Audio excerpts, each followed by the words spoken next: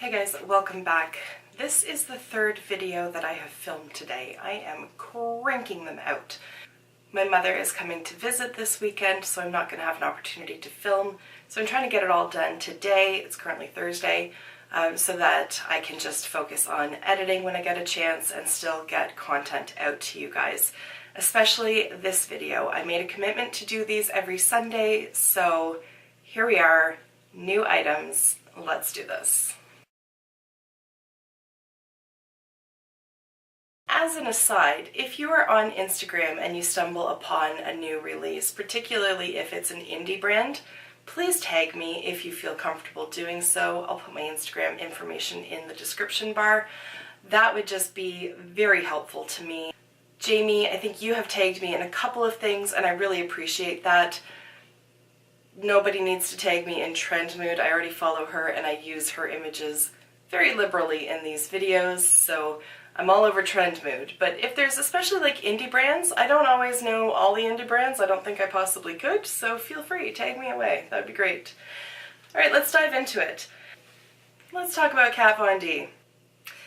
So, recently her brand has released an eyeliner, and it's basically a beta version. So it's available for sale at Sephora. It is $25 Canadian, which is full price. This one is a self-proclaimed unfinished product. So the packaging hasn't been completed, the name hasn't been completed, they're currently calling it Liner X, and what they're doing is asking consumers to buy this product at full price, test it out, and then leave a review so that they can then tweak it, name it, package it, and put it back on the market, presumably for $25 again. I'm going to read some of what's on the Sephora description for you. And I guess I should move over so I can fit the picture properly. It says, it's a rare opportunity to preview the first batch of Kat Von D Beauty's newest liquid eyeliner innovation. And it seems to me that the innovation is the fact that this is vegan. The brand has created an ultra black vegan liquid eyeliner with a flexible felt tip that delivers extreme intensity and waterproof, smudge-resistant, long wear in one bold stroke, even over your most highly pigmented eyeshadow. They produced very limited quantities to get it into your hands as quickly as possible before coming up with a final name or packaging, blah, blah, blah. Kat Von D Beauty invites you, the ultimate eyeliner experts, into the development process. Be one of the lucky few to get your hands on Liner X and put it to the test. Then be sure to share your honest thoughts, insights, and feedbacks in the ratings and review section. So there's a few things going on here. One, they are amping up the FOMO in this, big time. A rare opportunity, extremely limited quantities, be one of the lucky few, all of this. So it makes you feel like you're going to be like a part of makeup history. But what really freaking bothers me about this is that if it is to test out a product, why in the hell are you charging full price? And why are you even putting it on the market? Send it out through Influencer. That's what Kat Von D Beauty did when they revamped the studded lipsticks, the studded kiss lipsticks. They sent them out through Influencer. Why the fuck aren't you sending this out through Influencer? That is what Influencer is designed for, is to get critical feedback from average everyday consumers. The immediate thought when I saw this, or first heard about it, was that Kat Von D Beauty must have suffered some serious quarterly losses in order for them to do this. It reeks of desperation to me. It just sounds to me like they're trying to mitigate their losses that have been the result of the anti-vaxxer stance and all of the other shit. This palette here is called the Neon Galaxy, and it is available for pre-order from Pretty Weird Cosmetics. I have pre-ordered it. I pre-ordered it probably within half an hour of them announcing the pre-order. I think it is gorgeous. I've never used anything from Pretty Weird Cosmetics, so I'm hoping for the best, but I think it's so pretty. It's huge. That is concerning to me. There are 25 shades in there, so that's pretty significant. But everything is so different, but it's laid out in a way that's cohesive.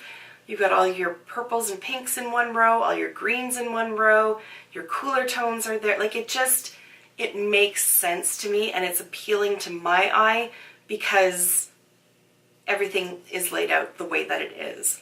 That shimmery green on the left, I cannot wait to play with that. Like, I cannot wait.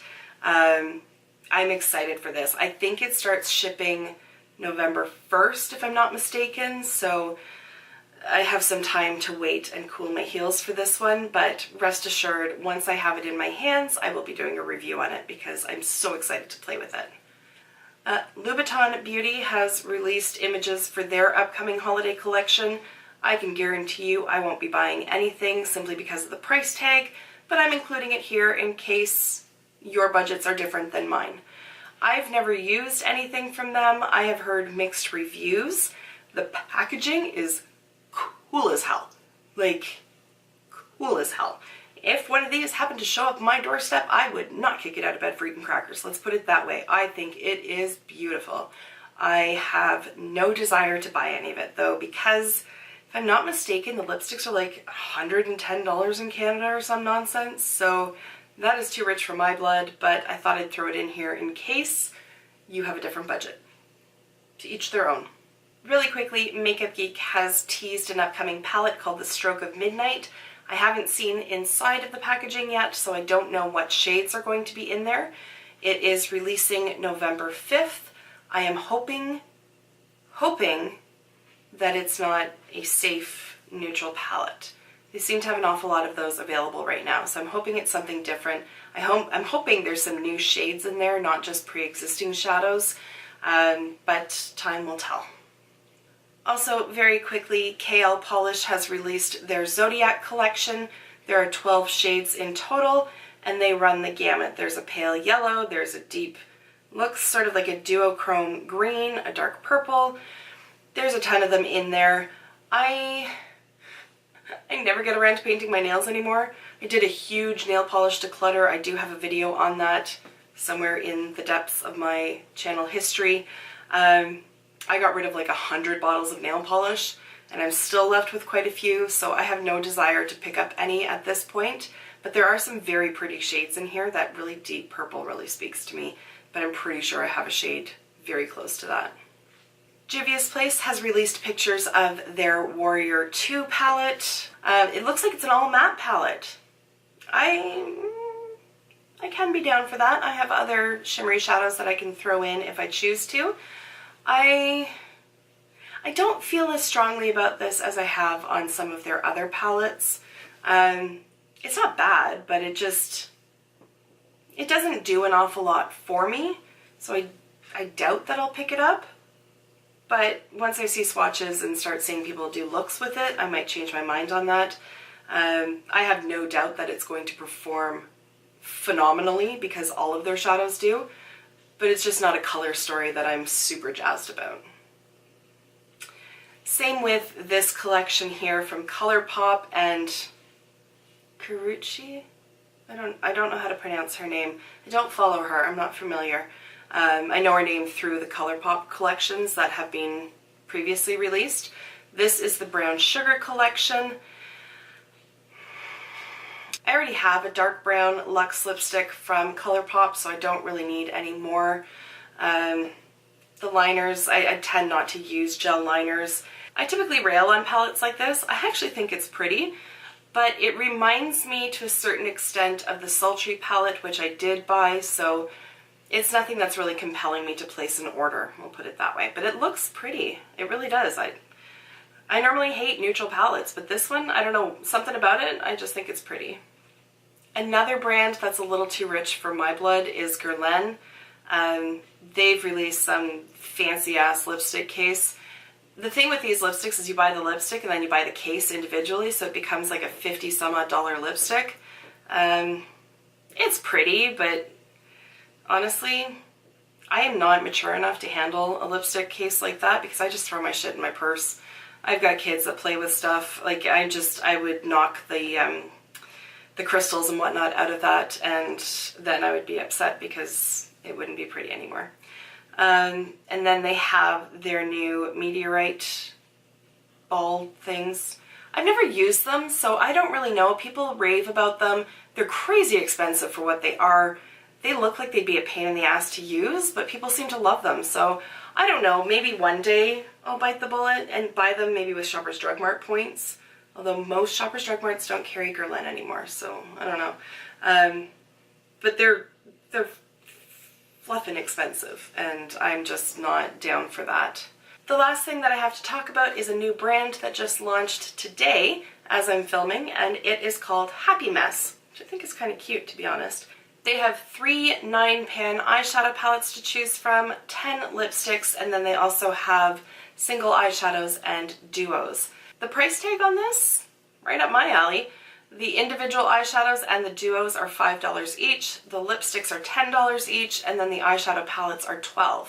So you're kind of in the ColourPop range there. Those are drugstore prices. So, and probably actually less than drugstore prices, considering L'Oreal is now starting to charge like $20 for an eyeshadow palette. So, I'm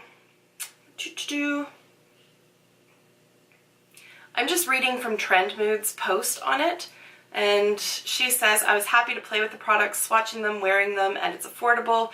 The eyeshadows are smooth, feel soft, pigmented, blend beautifully. Each palette has one sheer duochrome shade that is so beautiful and sparkly. The lipsticks feel super comfortable, and that's basically it. The brand believes in expressing your true self, experimenting, not being afraid to play, and having fun. So Happy Mess. The happiest moments come from the messiest messes. Well, ain't that the truth to any parent who's out there?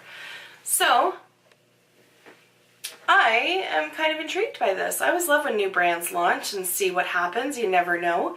They all start somewhere, especially these indie brands, and some of them knock it right out of the park. So I'm kind of curious about this. I'll probably wait to see some reviews on it before I put my money towards it. Again, ordering stuff from the States I'm super picky about now because customs fees and all of that. If any of you check this brand out, please let me know what your thoughts are down below, because I'd love to hear more about it. Alright, and that is it. I know this was quick, but that's what happens when it's the third video of the day. It's 11 o'clock at night and I have court in the morning, so I'm trying to accomplish everything all in one shot.